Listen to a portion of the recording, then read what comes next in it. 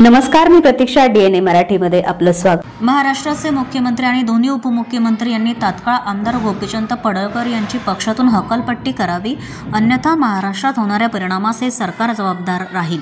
स्वर्गीय राजाराम बापू पाटील व आमदार जयंतराव पाटील यांनी महाराष्ट्राच्या ग्रामीण भागात विकासासाठी आपापले आयुष्य वेचले आणि त्यांच्या या कार्याची टिंगल उडवणारे वक्तव्य आम्ही कोणत्याही परिस्थितीत कदापि सहन करणार नाही.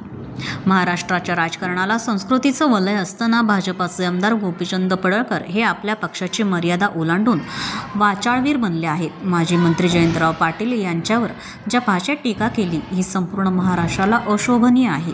त्यामुळे त्यांची पक्षातून हकालपट्टी करावी असे प्रतिपादन राष्ट्रवादी काँग्रेस पार्टीचे शरदचंद्र पवार गटाचे महाराष्ट्र प्रदेश सरचिटणीस फिरोजभाई पठाण यांनी केलं आहे. भाजपाचे आमदार गोपीचंद पडळकर यांनी नुकतंच काही दिवसांपूर्वी राष्ट्रवादी काँग्रेस पार्टीचे शरदचंद्र पवार पक्षाचे नेते आमदार जयंतराव पाटील यांच्याबद्दल अत्यंत खालच्या पातळीवर जाऊन वादग्रस्त वक्तव्य केले. त्यामुळे गेल्या 5 ते 6 दिवसांपासून राज्यभरातील राजकीय वातावरण चांगलंच तापलं आहे. अशातच पडळकर यांच्या वक्तव्याचा निषेधाने जयंतराव पाटील यांना पाठिंबा म्हणून गुरुवारी 25 रोजी राष्ट्रवादी काँग्रेस पार्टीच्या शरदचंद्र पवार गटाचे महाराष्ट्र प्रदेश सरचिटणीस फिरोजभाई पठाण यांच्या नेतृत्वाखाली शेवगाव तालुक्यातील बोदेगाव येथे हदगाव फाट्यावरील आंबेडकर चौक ते बोदेगाव पोलीस दूरक्षेत्रपर्यंत निषेध मोर्चा काढून पडळकर यांच्या प्रतिमेवर जोडे मारून शाई टाकून निषेध सभा घेण्यात आली. यावेळी माजी जिल्हा परिषद सदस्य प्रकाश बापू भोसले, बन्नोमा यात्रा पंच कमिटीचे अध्यक्ष कुंडलिक घोरतळे, बोदेगाव विविध कार्यकारी सेवा संस्थेचे चेअरमन अनिल घोरतळे, वंचित बहुजन आघाडीचे जिल्हा उपाध्यक्ष शाहूराव खंडागळे, ग्रामपंचायत सदस्य युनुसबाई पटेल, मातंग समाजाचे युवा नेते बन्सीभाऊ मिसाळ, वंचित आघाडीचे अरुण झांबरे, सामाजिक कार्यकर्ते बाबा पठाण यांच्यासह आदी कार्यकर्ते तसेच समाज बांधव मोठ्या संख्येने उपस्थित होते. जाऊन दिला तर मी फिरोज पठाण नाव नाही माझ्या. तू काय इकडे तिकडे दम देतो? ते आवाड साहेबाला दम दे, याला दम दे, त्याला हे तुझ्या धमक असन तर आम्हाला दम दे.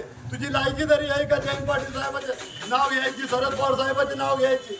हा, याच्या अगोदर राजकारण होत होते का? याच्या अगोदर सुद्धा लोकांनी राजकारण केलं, पण हे पद्धतीने राजकारण केलं नाही. आणि मला गावातले सुद्धा पुढारी लोकांचे हेच म्हणणं आहे, लोकांना सुद्धा हेच म्हणणं आहे, आपसात भांडणं करू नका, आपसात एक दुसऱ्याच्या आई बहिणीवर विषय जाऊ नका. राजकारण आहे, राजकारणाच्या पद्धतीने करा. जर कोणी गावात सुद्धा कोणाच्या आई बहिणीबद्दल बोललं तर भर रस्त्यावर आणल्याशिवाय राहणार नाही. हे माझ्या तुम्हाला सगळ्याला चॅलेंज आहे. कुठले सुटले कोणी उठतो, कोणत्या आमदारबद्दल बोलतो, कोणी उठतो कोणत्या खासदारबद्दल बोलतो.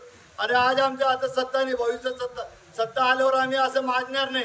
तुम्ही जसं माजलेले आहे, आमच्या हातात पण सत्ता होती, 1-2 वर्ष नाही होती, आम्ही 40-45 वर्ष सत्ता भोगवलेली आहे. पण आमचे नेते लोकांनी कुठे असा अपशब्द वापरले नाही.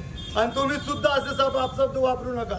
आणि मुख्यमंत्री आणि उपमुख्यमंत्री तुम्ही सुद्धा तुमचे पण आई बहिणी आहे, तुमच्याबद्दल कोणी बोललं पण आम्ही असं काही बोलणार नाही. तुम्ही किती काय बोलला आम्ही रस्त्यावर धरून आणू, पण कोणाच्या आईबद्दल आणि बहिणीबद्दल अपशब्द वापरणार नाही.